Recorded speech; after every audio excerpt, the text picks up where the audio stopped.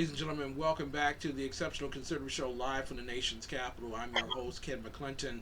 We have with us this particular evening Tim Parrish, a former Marine who is now in the battle for a lifetime, the recovery of Prince William County to the conservative movement. He is running for Prince William County chairman in tomorrow's big convention. And we endorse his campaign. We want to see his victory tomorrow. And we're expecting every single real conservative, not you wannabes, every real conservative to come out and vote. Well, even the wannabes, come out and vote for Tim Parrish for Prince William County chairman. Uh, Talking with you tonight about some very big subject matters. Number one, yesterday, despite the efforts of Senator Tim Scott attempting to be bipartisan and reaching across the aisles to create a police reform bill, which was called a token by a white senator from Illinois. The bill apparently has failed for consideration in both the House and the Senate. And so in this particular case, there is no police reform bill coming from the federal government, at least not this summer. I want to ask you right now, how important is police reform to the people of Prince William County, and what is it that the GOP should be messaging to those individual citizens and residents? Yeah, no, another good question, Ken. It's very important. It's a huge topic here in Prince William County. I was just at the Board of Supervisors meeting last week where one of our Republican supervisors yesterday out of the Coles District put forward a resolution or attempted to put forward a resolution to say that the Board of Supervisors appreciated our law enforcement officers.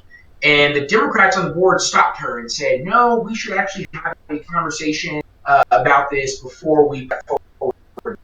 I speak fair, Ken. I completely lost it and went off the rails. I couldn't the conversation that we were having.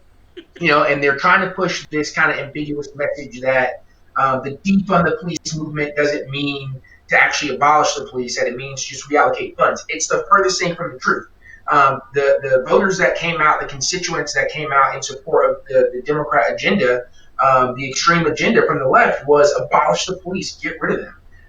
And the GOP has to stand against that with everything that we have. I've been traveling all around the region with a group called We Back Blue in the Capitol in Washington, D.C., in different parts of Virginia. They'll actually be in Manassas, Virginia tomorrow. And I've been carrying that message, which is the same message that the GOP has to have.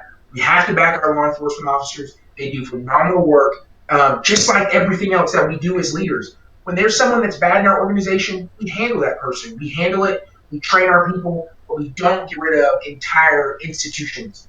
I'll tell you one last thing is Yes. I said that when we talk about life, liberty, and the pursuit of happiness, right, those inalienable rights that we have, those things are only secured, they only endure on the backs of our police officers every single day. And so the GOP, if we believe in that, then we have to carry that message into the community that we do back blue, we will support our law enforcement. And I'll tell you real fast on that last thing, Ken, the reason why I'm so adamant about this as a prior law enforcement officer, but also as a veteran, it will start as defund the police, and then it will move to our military. And I've been telling people, like Hall and Oates say, I can't go for that. So we are not. It's going to start with the police, and then they're going to go out to the military. I'm calling it, and I think we've got to nip it in the bud now, and we've got a real opportunity to do it. And we're doing that here in Prince William County, and we're excited about it. Tim Parrish, the majority of individuals that live in Prince William County are white.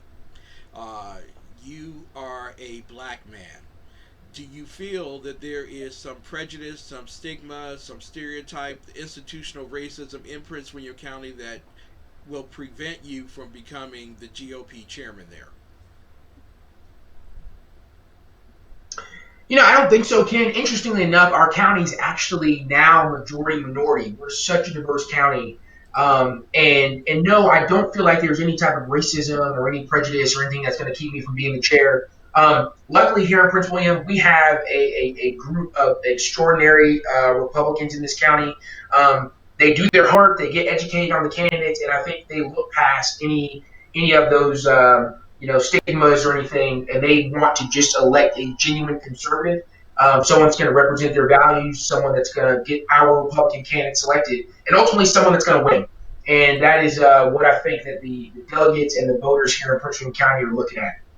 Now, as a newly majority minority county, there are those who are independent who might feel a little like the left, and let me be devil's advocate here, that there is a bias amongst police forces and other law enforcement agencies and criminal justice system overall uh, towards the white person versus the black person or the minority.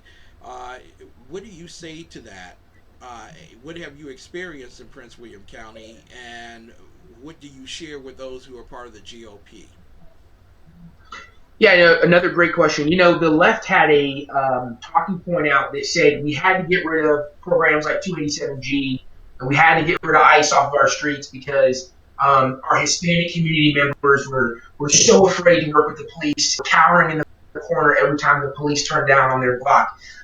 Again, couldn't be further from the truth. I live in a majority Hispanic neighborhood, and the Prince William County Police Department has a phenomenal relationship with the Latino community. They have a phenomenal relationship with the Black community. Our citizens partner with our police better than most communities in order to help them solve crimes and to prevent crime in this community. People are invested in this community. And so Yeah. they're going to work with the police to ensure that their streets are clean and that they're free of crime. And so the notion that our police based on race or anything, it could be further from the truth. I shared with a group that I Googled it before I went and talked to them. Minneapolis is 1,200 miles away from my front door in Woodbridge. And none of our officers' names is Derek Chauvin. We have one of the most professional police departments in the country. And our board of supervisors has ensured that. Our leadership at the police department has ensured that. And so, these false narratives really is how we know the left is getting desperate because they push out these false scare tactics. The world is ending because there's a police on the block kind of thing. And they could be further from the truth. That is the message of truth that conservatives have to carry into our communities. And we'll do just that. Now, we talked about defunding earlier, and I want to, since we're on the issue of race, it's very easy for minorities to take on a understanding or at least a support of defunding or dismantling police departments, abolishing police to do law Mm-hmm. enforcement. Not understanding that 64% of the people that support that are leftist Democrats who happen to be white. If you could explain to the Prince William County Democrat and leftist or independent, as well as the GOP, what happens when you virtually defund a police department? Who gets the services? Who do not? Yeah, yeah. Another great point that you bring up. Our lower income communities are going to suffer. The people on the left that have money and they're comfortable, they'll be able to hire private security. They'll be able to put cameras around their houses. They'll be able to put up fences and walls and all kind of things to protect their families. The ones that can't afford that, and let me tell you, Prince William County has a lot of blue collar workers, people that go to Yeah. work every day, um, and they work from the sweat of their brow. They will not be able to afford those extra security measures, and they will suffer. It's a proven fact that if people know that there's less police and that there's less, I'm a security expert, and less things to stop someone, people are going to be emboldened to act criminally. Yeah. And so, if we defund our police and we don't have police working in our neighborhoods, you're going to be right for being a victim of a crime. And so, one of the other things I talk about on the pro police circuit is, when you see all these guys in black suits and earpieces walking around these Democrat politicians, those are cops. They're protecting. And so they will tell you on TV, and the other thing too, I lived in Washington, D.C. on Capitol Hill, and I would always Yeah. see these black Suburbans driving by houses and being stationary in front of houses. And they're like, oh, that's where the speaker lives, and that's where this congressperson lives. And I'm like, they have cops protecting them on TV for a talking point. They'll say defund the police. but man, they would have a complete meltdown if their security details went away. And so, I'm not at all supporting defunding the police, but if it got to the point where we did defund the police, the first budgets that need to go is all the security details, and then we'll see how people respond to defunding the police. Good answer. Good answer there.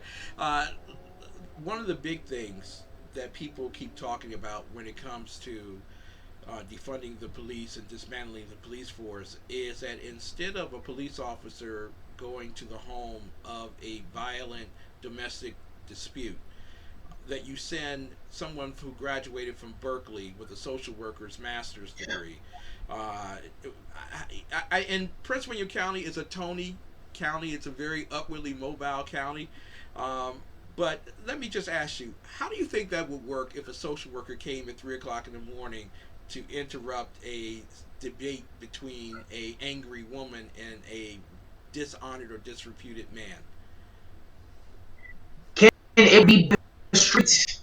I mean, let me tell you a few different perspectives. First of all, we had that happen here in Prince William County. We lost an officer, Ashley Winded, who was responding to a domestic violence call. It was her first day on the job, Ken. Her first day after graduating the police academy. She was a Marine vet. She got shot responding to a domestic violence call, slain in the streets, dead, never coming back again. That was a domestic violence call where a crazed criminal had shot his wife and killed her in cold blood. And so, I've trained people that we had in the police department called domestic violence liaisons. Those people aren't going to those houses without us, without the police, because those situations change like that. You have an argument in the kitchen and everyone's peaceful, and then someone pulls out a kitchen knife. What are you going to do? Nobody cares about E equals MC squared when I'm in a fight. These are the things that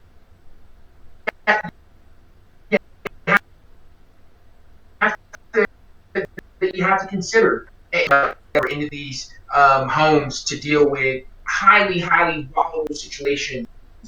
You need the police there. And I'll tell you, I've trained a lot of the people, the domestic violence liaisons, the folks that they're proposing, and they won't go into these homes. And once again, these are talking points. These are TV talking points. Those folks are not going to go into volatile situations. There's another quick story, Ken. In D.C., they had a program called Violence Interrupters. Yes. And after one of the violence interrupter meetings that they had, one of the violence interrupters got shot in the face, and he got killed in cold blood on the street. Yeah. And he was defenseless. And so all of these programs... That was right on Martin Luther King Jr. Avenue. That took place. Yes. Yeah. And so all of these programs that they're proposing simply won't work. What they should be doing is figuring out how to partner with our police in order to solve some of these issues. And I'll highlight the Washington, D.C. Police Department, Metropolitan Police Department. They have a phenomenal program called Crisis Intervention Officer. And so when someone is identified as being in crisis, they call a trained police officer who's a crisis intervention officer who can come on that scene, utilize the resources that they've learned about, the tactics they've learned to talk someone down or de-escalate a situation. But one thing that you have to always have is if that situation can't be de-escalated and it turns violent, you need someone who can meet that violence at the snap of a finger. And I'm sorry, your Berkeley degree just ain't going to cut it when someone decides that they want to harm someone. Exactly. Listen, Tim Parrish is running for the Prince William County GOP chairman for the Republican Committee in Virginia tomorrow at the big convention. And so I want to ask you a few questions that don't have to do with policing or public safety. They do have to do with the whole idea of education. And we've been told that if we shift billions and billions of dollars of money and taxpayers' support to education programs and to the public schools, that we would have better students. And yet, even now, when protesters protest, they state that not enough money is being spent on public schools, and the curriculum and the teachers are bad, and quite frankly, we need to do something to reform that. Are there any ideas that you have in terms of reforming education in the Prince William County? No, I think this is a national issue, Ken, and here would be my first answer. I think that we need to, and I'm not talking about the famous TV show. We've got to put some more focus back on the family. Look, you can put millions of dollars into education. I will never, no matter how much money, if I don't make the decision to study and work hard in school and pay attention and actually learn and apply myself, I don't care if you put the entire U.S. budget into education. It's not going to fix anything. We've got to focus back on the family unit. That is what I think a lot of this stuff comes back to. I was very blessed and lucky to have both my parents in the home every single day. I had my dad and my mom both. And I'll tell you that I had a healthy amount of fear of my dad. I knew that we didn't do timeout, we do get knocked out, right? Exactly. And so when it came time to work, and my dad said, "Boy, sit down and do that homework," I sat down and did the homework. Exactly. And so and I didn't come from the best, the greatest school, but I had some real in the family unit. That it was that, look, should we be putting more money into schools? Yeah, absolutely. Teachers should get paid more. We should absolutely put the money that we need to do. But at the end of the day, Ken, if you don't have some focus on the family unit and reinforcing kids to make good decisions, then no amount of money is ever going to really fix education. That's what we really have to focus on is putting kids back in a position to succeed based on having strong family units. That's a great answer. Here's my final question for your series of questions, and it has to do with uh, Governor Northam, the coronavirus, and taxpayers. For some ungodly reason, Governor Northam believes that taxpayers just print money out of the air and basically are able to afford not going to work, not being able to go to church, not being able to enjoy life. They have to be tied down and they must wear a mask. Uh, Now, I got to ask you here, many cities, like the District of Columbia, right now is in 2.5 billion with a B debt because they did not have the tax revenue coming in and they've spent through their resources. Is that the same situation in Prince William County?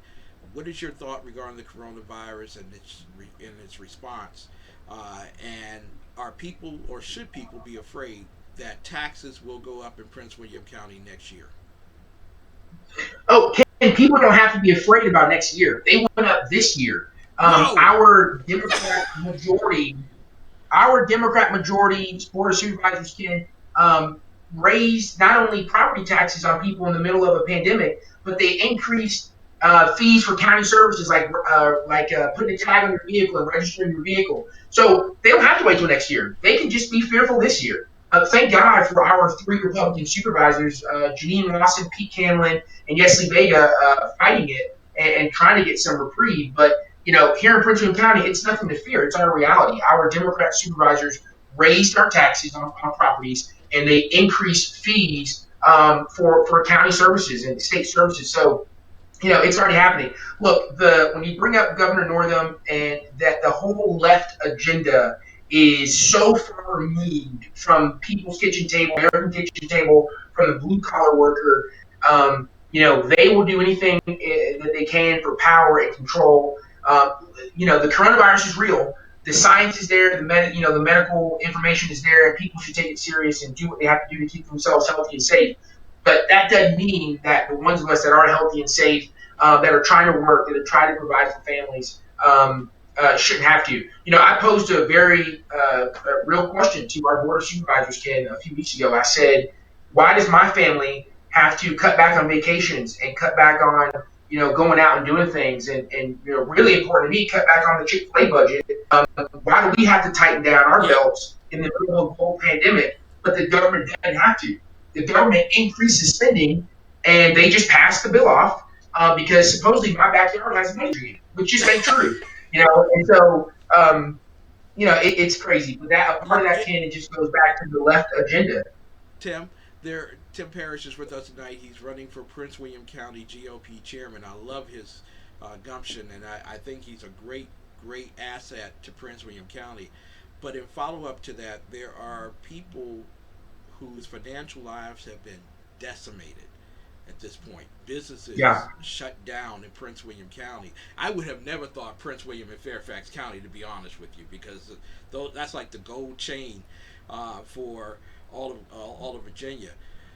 And yet there is a strong ambition to keep the lockdown going. From the GOP, what is the response to the lockdown? And what will you all be talking about tomorrow at that convention regarding the lockdown? Yeah, I think that GOP, we are liberty and Constitution lovers. We love our Constitution and we love liberty. And the conversation that's been had, Ken, is that the government has overreached, and that the government has overstepped their bounds. Never in the history of medicine, and someone correct me if I'm wrong, have we ever quarantined healthy people? Nope. Quarantine is a word is for sick people. You put them in quarantine to keep them away from the healthy people. Um, Look, the conversation that we've been having has been, if you're scared, we were saying like that one song, if you're scared, go to church, but you couldn't because the churches are closed.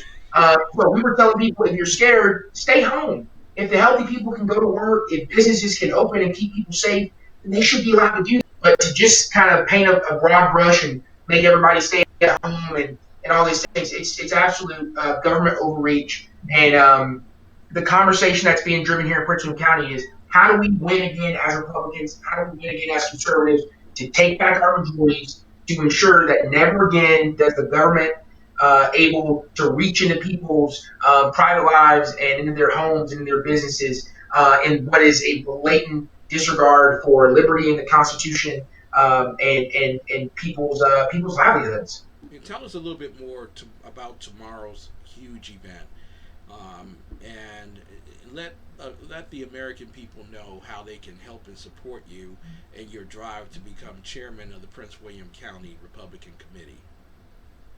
Yeah, hey, I appreciate the time to make the plug, Ken. So tomorrow's our big convention. We've got 3 different voting locations. Prince William County is a wide county, so we have folks out east that are going to be voting at one of our voting locations, and out west they'll be voting at other voting locations, and then in the central part of the county they'll be voting at that location as well. 184 delegates. They've already been pre-filed. They're going to come together. They're going to select their candidate. We have been campaigning. We've been pushing out all kind of just hand-stuffed 184 envelopes to send out to families all around the county that are going to be voting.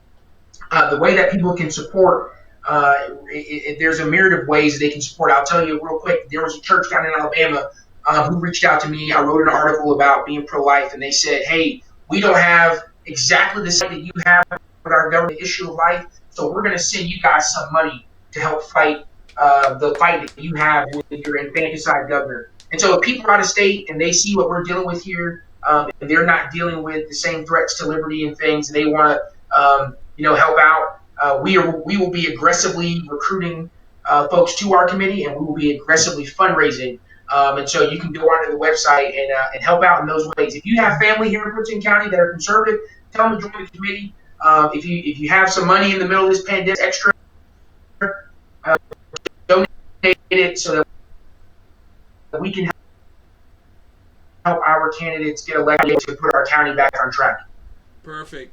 Tim Parrish, we wish you the best of success. We want you to come back in the following weeks as the Prince William County Chairman, setting the vision, the mission, and the goals for a new I'd love Prince William to. County. And we praise God and thank God for your campaign. Thank you so much for being with us tonight. Ladies and gentlemen. Thanks, Ken. Appreciate it. Hey, have a good one. You too. Tim Parrish with us tonight, ladies and gentlemen. Listen, the campaign is long, the course and the journey precise. We must take back our local government. It starts at home and it spreads abroad.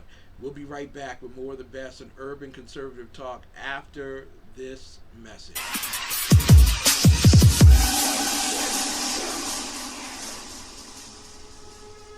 Whenever